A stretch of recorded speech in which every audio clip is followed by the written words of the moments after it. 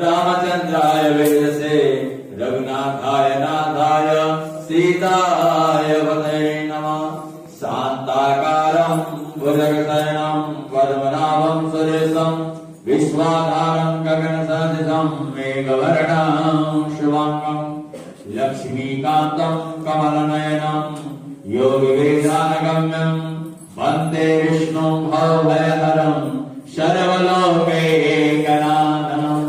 यस्याङ्केतविवादिभोगरसुता देवापगामस्तके भाले बालविजुर्गले जगरदं यस्योदसी व्यालराट् स्वयं भूतिविभूषण सुरवरा शर्वादिवा सर्वदा सर्वा सर्वगता शिवा सचिवा श्रीशङ्करा पातु मां श्रीशङ्करा पातु माम्।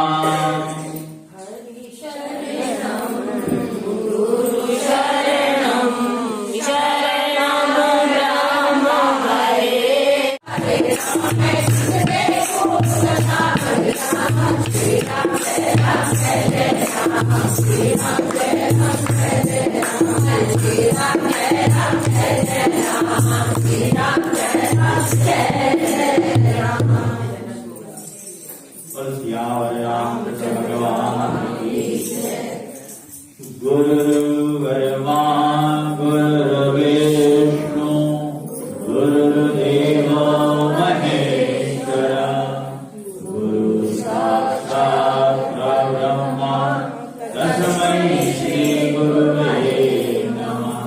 अखण्डमण्डलाकारं व्याप्तं येन चराचरं तत्पदं दर्शितं येन तस्मै श्री गुरुवे नमः। श्री गुरुचरण कमलेभ्यो नमः। सच्चिदानंद स्वरूप परब्रह्मा परमेश्वर भक्तवत्सल भगवान आनंद कंद भगवान ऐसे भगवत चरणों में हम सब वंदन करते हैं, कोटि कोटि प्रणाम करते हैं। राम नाम सुखदायी, जो राम से विमुख रहते हैं, कुमति सुमति ये सब जीवन में चलते हैं, दुख सुख जीवन में चलता आता है। प्रातः काल होता है, दिन होता है तो रात आवश्यक है, रात होती तो प्रातः काल होता है। तो राम का परिभाषा, राम राज्य क्या था? वो था धर्म का राज्य। राम राज्य में कभी 11,000 वर्ष तक कभी पिता को पुत्र का वियोग नहीं हुआ। आप समझ सकते हैं, 11,000 वर्ष तक कभी पिता ने अपने पुत्र को मृत नहीं देखा। ये सबसे बड़ी विडंबना है कि पिता अपने सामने पुत्र का मृत्यु जो देखता है, ये सबसे बड़ी विडंबना है, बड़ा दुख का कारण है। लेकिन वहां ऐसा नहीं हुआ। वहां कभी स्त्री विधवा नहीं। जब राजा दशरथ राज्य करते थे, राजा दशरथ के बाद की कहानियां भी, उसके बाद जब राम ने राज्य संभाला, उसके बाद वहां पर कोई स्त्रियां भी विधवा नहीं हुई, न वहां अग्नि का प्रकोप था। कभी वहां पर आग लगाई नहीं किसी के मकान में, आग ने किसी इतनी वहां अग्निदेव में क्षमता नहीं थी कि राम राज्य में अग्निदेव किसी को आग के द्वारा दुखित करें। तो सरयू नदी में भी बच्चे वहां ऐसे खेलते थे, आग जैसे मैदान में खेलते हैं। वहां वरुण देवता की भी इतनी क्षमता नहीं थी। वो था धर्म का राज्य, धर्म से चलता था। लेकिन आज तो आप सोच सकते हैं कि अग्नि आप थोड़ा सा स्पर्श करते ही जला देते। वो था धर्म का, सत्य का राज्य। ये राम का परिभाषा। मर्यादा नाम पुरुषोत्तम, इसीलिए कहा गया उनको। तो नारद जी कहने लगे, हे राजन, अब मैं भगवान के मंदिर में दीपदान तथा मार्जन झाड़ू लगाने का वो महात्म्य सुनाता हूँ जो किसी समय मुझे ब्रह्मा जी ने बताया हुआ था। पहले चंद्र वंश में जयद्रथ नाम का एक अत्यंत प्रतापी तथा प्रभु भक्त राजा राज्य करता था। वो नित्य प्रति भगवान के मंदिर में जाकर स्वयं मार्जन करता था, दीप जलाता था। एक दिन विधिहोत्र नामक राज पुरोहित स्वयं राजा को ये क्रिया करते हुए देखकर विस्मय से पूछने लगे, हे राजन, भगवान को प्रसन्न करने के लिए और भी अनेक भक्ति युक्त कार्य हैं, फिर मंदिर में मार्जन तथा दीप जलाने की आपकी इतनी अधिक श्रद्धा क्या है? इसका कारण क्या है? तब हाथ जोड़ अत्यंत विनम्र भाव से राजा ने कहा, हे महाराज, इस संबंध में मेरे पूर्व जन्म का एक अत्यंत विस्मयकारी इतिहास है, जो भगवत कृपा से मुझे इस जन्म में भी स्मरण है। सतयुग के स्वरोचिष मनवंतर में वेदांतों को जानने वाला एक ब्राह्मण था, जो अत्यंत विद्वान होने पर भी खोटे कर्मों से लिप्त रहता था। इन खोटे कर्मों के कारण उसके बंधु बांधवों ने उसका परित्याग कर दिया, उसको छोड़ दिया। एक दिन भूख प्यास से अत्यंत दुखित हो वो घूमता फिरता नर्मदा नदी के तट पर जा पहुंचा और वहां पर उसने अपने प्राण त्याग दिए। उसकी स्त्री भी व्यभिचारिणी थी, अतएव उसके बंधुओं ने उसे भी घर से निकाल दिया। उसी के गर्भ से अत्यंत पापी मैं उत्पन्न हुआ। उस जन्म में मेरा नाम दंडकेतु था। स्त्री तथा द्रव्य के लिए मैंने गौ, पशु, अनेक मनुष्य की हत्याएं की। एक रात्रि किसी की दूसरे की स्त्री से भोग करने की इच्छा से एक सुने देवालय मंदिर में गया। वहां जाकर वस्त्र से स्थान साफ किया, फिर दीपक जलाया।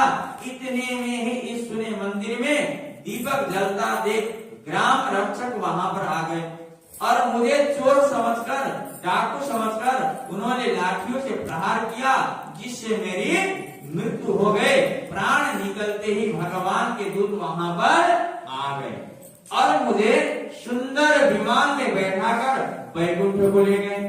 कार्तिक कुंभ के महीने में भगवान के मंदिर में झाड़ू लगाने तथा दीपक जलाने से मुझे इतना फल मिला कि कई कल्प तक स्वर्ग में सुख भोग। अब मैं चंद्र वंश में जन्म लिया। यदि श्रद्धा भक्ति पूर्वक यही क्रिया कार्तिक के महीने में की जाए तो उसके पुण्य का कहना ही क्या, अर्थात अनंत फल देने वाला होता है। नारद जी ने कहा, हे राजा पृथु, अब दूसरे की दीपक जलाने का महात्म्य सुनो। मनु के वंश में रेवत नामक राजा का भद्रबुद्धि नामक वाला एक पुत्र था। फिर उसके यहाँ एक सुदर्शन नाम का अत्यंत पराक्रमी पुत्र उत्पन्न हुआ। भद्रबुद्धि की राजधानी नर्मदा के तट के समीप महेंद्र पर्वत पर थी।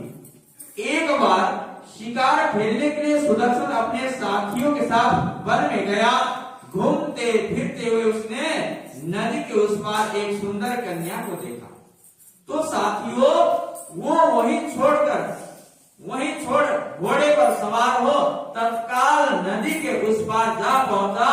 वहां उस रूपवती कन्या को देखकर सुदर्शन उस पर मोहित हो गया। कन्या भी शोभा से युक्त उस बलशाली वीर पुरुष को देखकर लज्जा को प्राप्त हुई।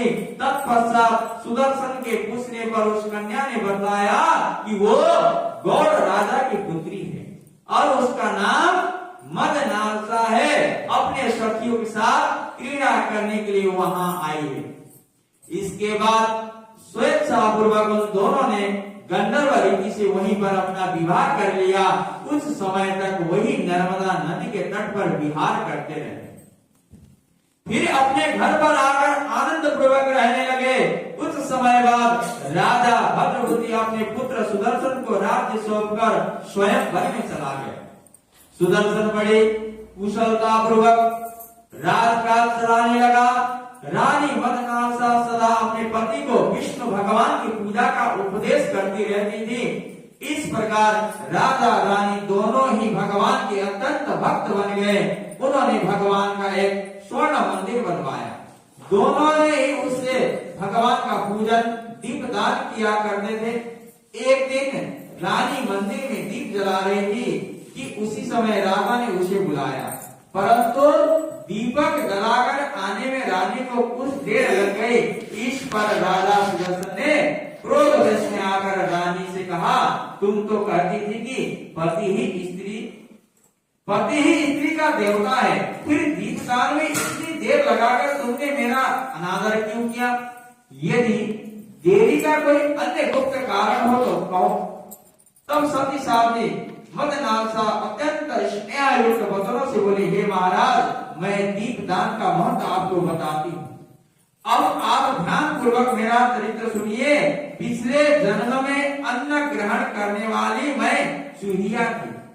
एक दिन गोदावरी के तट पर भगवान के मंदिर में रात्रि को जलता हुआ दीपक बत्ती छोटी होने से बुझने लगा। मैंने बत्ती को लोभ से पकड़कर उठाकर उस समय दीपक तो जल गया, साथ ही मेरा मुंह भी जल गया। इससे मैं मृत्यु को प्राप्त हो गई। परंतु क्योंकि रात के समय भगवान का दीपक प्रज्वलित कर दिया था, इस कारण मैंने ऐसे सुंदर रूप पाया, आपकी रानी बनी। यदि कोई श्रद्धा पूर्वक भगवान के मंदिर में दीपदान करता है तो उसके फल का कहना ही क्या है। अपनी रानी के मुंह से ये वचन सुनकर राजा सुदर्शन ने आजीवन कार्तिक मास का व्रत करके भगवान के मंदिर में दीपदान किया और अंत में वैकुंठ धाम को प्राप्त हो गया। बोल कार्तिक महात्म्य की, गंगा मैया की। कृष्ण गोविंद हरे गोविंद।